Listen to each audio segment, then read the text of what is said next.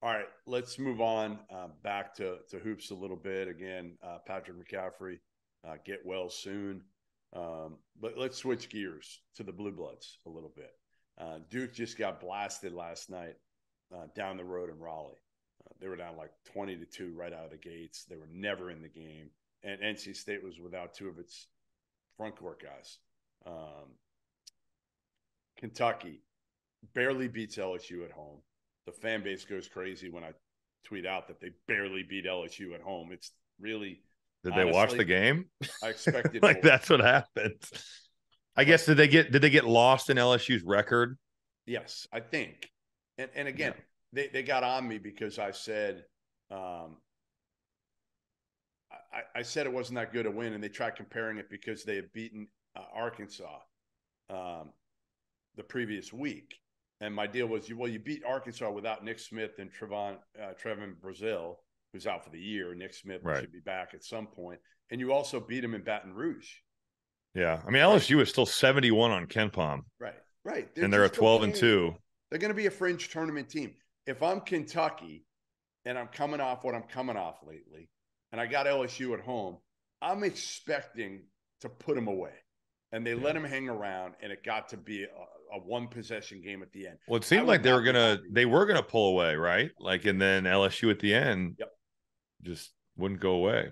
and then Carolina is the third team, and they pulled away from Wake at home last night, but it was a battle up until the final five or so minutes. Of these three teams, we'll play the game here. Who are you buying? Who are you buying? Who are you holding? And who are you selling come March?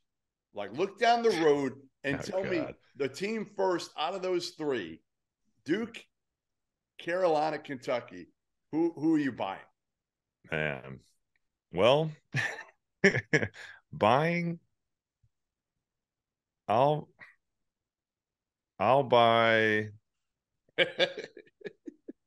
I'll buy Fun. Kentucky.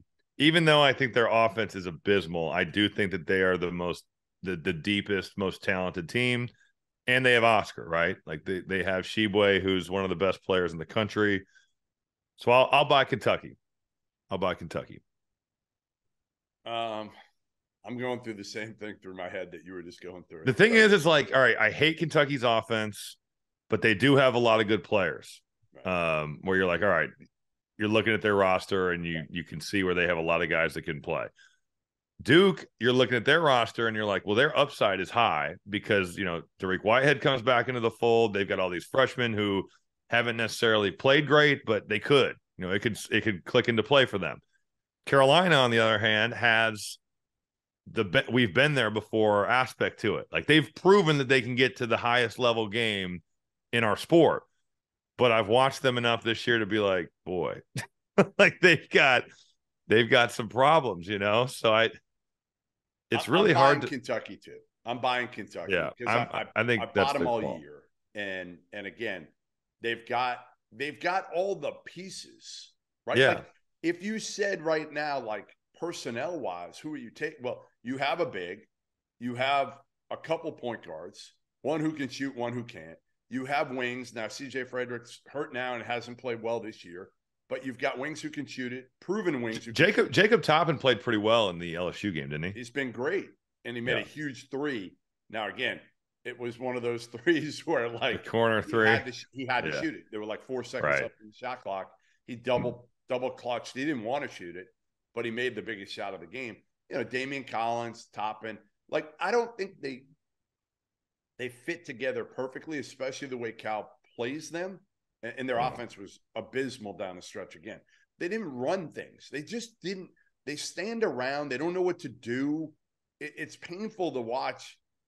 But again, if you look at their personnel and you look at their upside, you say to yourself, like, how could they not be good? How could they, if they click?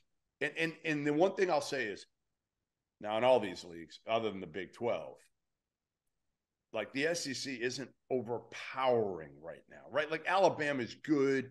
But what league is? The Big 12 is a gauntlet. Powerful. That's a league right there this year. I don't think any other conference in the country. Now, some of the depth will get you. I think in the Big Ten, in the SEC. You know, I think there's some teams that are maybe going to finish towards the bottom that can get you on any given night.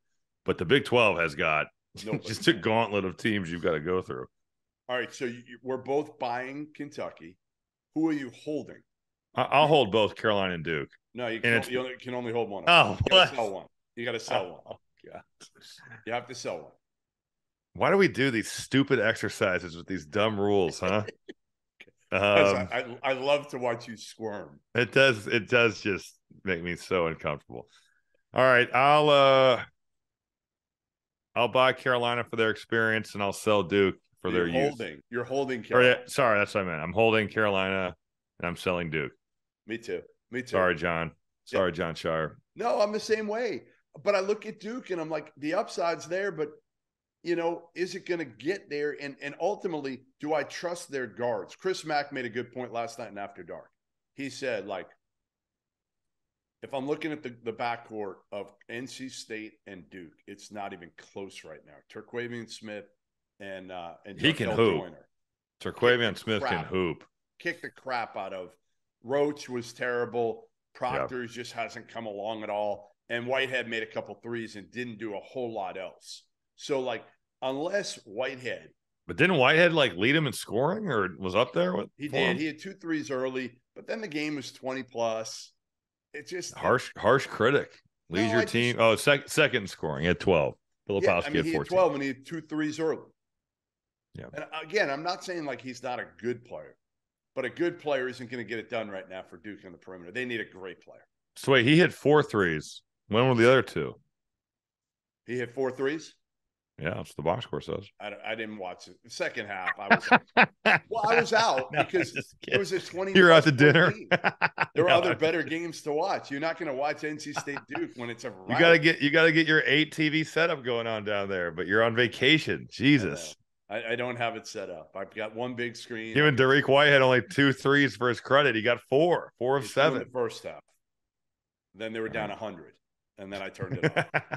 Okay, but I just don't trust Duke's going to get there. And Lively gives him nothing offensively, and really doesn't give him like what I thought he would defensively. I mean, Ryan Young has been their best center, right? Which is crazy to me. If I told you that last year.